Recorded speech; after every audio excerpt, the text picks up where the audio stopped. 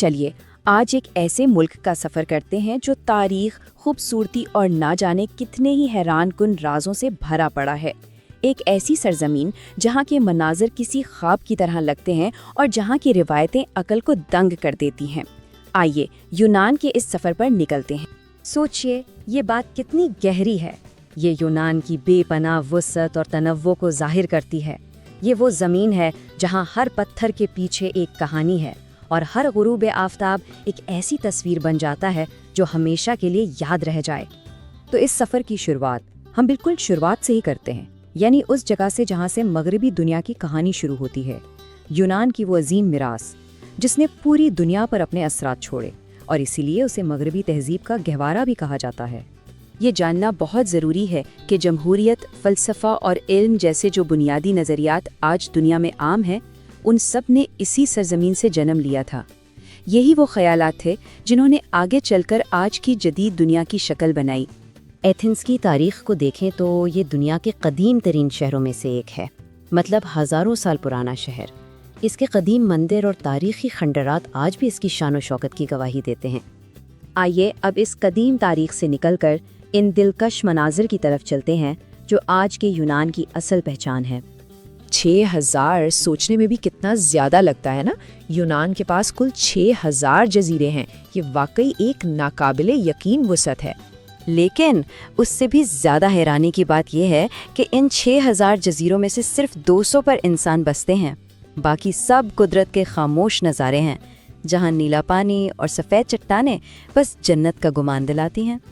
اور انہی میں سے کچھ جزیرے جیسے سینٹورینی دنیا بھر کے سیاحوں کے خواب بنے ہوئے ہیں۔ خاص طور پر وہاں ڈوبتے سورج کا منظر، وہ ایسا نظارہ ہے جو دل کو جکڑ لیتا ہے اور ایک لمحے کے لیے وقت جیسے تھم سا جاتا ہے۔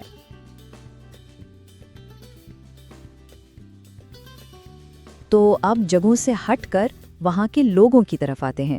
یونان کا ایک ایسا حصہ جہاں زندگی کا ایک بہت ہی غیر معمولی راز چھپا ہوا ہے۔ یہ سوال شاید تھوڑا عجیب لگے، لیکن یونان میں ایک جگہ ایسی بھی ہے جو اس سوال کو حقیقت کے بہت قریب لے آتی ہے۔ جی ہاں، اس جزیرے کا نام ایکاریا ہے، اور یہاں کے لوگوں کے بارے میں دنیا کہتی ہے کہ یہ وہ لوگ ہیں جو مرنا بھول گئے۔ تو ان کی لمبی زندگی کا راز کیا ہے؟ دراصل بہت سادہ ہے۔ یہاں ہائی بلڈ پریشر، شوگر یا ڈپریشن جیسی بیماریاں نہ ہونے کے برابر ہیں۔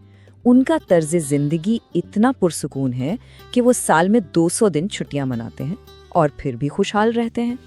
چلیے اب کچھ اور مزیدار اور عجیب و غریب چیزیں دیکھتے ہیں یونان کے بارے میں، اور یہاں کے کچھ سب سے منفرد رسم و رواج کو جانتے ہیں۔ یہ بالکل سچ ہے۔ یہاں شادی بیاہ یا کسی بھی خوشی کے موقع پر تالیاں نہیں بجائی جاتی، بلکہ پلیٹیں توڑ کر خوشی کا اظہار کیا جاتا ہے۔ ان کے نزدیک اصل جشن وہ ہے جس میں شور ہو اور ہر طرف کہکہیں گونجیں۔ اور بھی کچھ دلچسپ روایتیں ہیں، جیسے کہ ووٹ نہ دینا قانون شکنی ہے، مونچھیں مردوں کی شان سمجھی جاتی ہیں، اور اگر کوئی فوجی مونچھیں صاف کر لے تو اس کا مذاق اڑایا جاتا ہے، اور ہاں، اگر کوئی کسی کی تعریف کرے تو جواب میں فوراً کوئی برا لفظ کہا جاتا ہے تاکہ نظر بد سے بچا جا سکے۔ اب آخر میں بات کرتے ہیں اس چیز کی جو یونانی معاشرے کی اصل روح ہے، وہ بنیادی اقدار جو اس معاشرے کو آج بھی ایک ساتھ جوڑے ہوئے ہیں۔ وہاں خاندان کا تصور بہت مضبوط ہے، بزرگوں کی بے حد عزت کی جاتی ہے، اور مہمان نوازی تو جیسے ان کی پہچان ہے۔ کوئی یونانی چاہے وہ غریب ہی کیوں نہ ہو، اپنے مہمان کو کبھی کھانے کے بغیر گھر سے جانے نہیں دے گا، کیونکہ یہ ان کے لیے عزت کا مسئلہ ہے۔ تو یہ تھا قدیم یونان، لیکن آج کا یونان کیسا ہے؟ یہ ایک بہت جدید، تعلیم یافتہ اور پرامن ملک ہے۔ یہاں شرح خواندگی 99% ہے۔ معیشت کا بڑا حصہ سیاحت اور زیتون کی پیداوار پر چلتا ہے، اور یہ یورپی یونین کا ایک اہم رکن ہے۔ اس کا سفید ماربل پوری دنیا میں مشہور ہے، جو اپنی چمک کبھی نہیں کھوتا۔ تو یہ قدیم تاریخ اور جدید ترقی کا ایک بہت ہی حسین امتزاج ہے۔ تو اصل میں یونان صرف گھومنے پھرنے کی جگہ نہیں، یہ ایک احساس ہے۔ یہ اس بات کا احساس ہے کہ زندگی صرف بھاگ دوڑ کا نام نہیں، بلکہ کبھی کبھی رک کر اسے محسوس کرنے کا نام بھی ہے۔ یہ ایک ایسی جگہ ہے جو دل میں اتر جاتی ہے اور پھر شاید کبھی نکلتی نہیں۔ یہ سفر ایک سوال ضرور چھوڑ جاتا ہے کہ کیا واقعی دنیا کا سب سے حسین ملک کوئی ایک ہو سکتا ہے، یا خوبصورتی ہر جگہ ہر ملک میں ایک الگ انداز میں موجود ہوتی ہے۔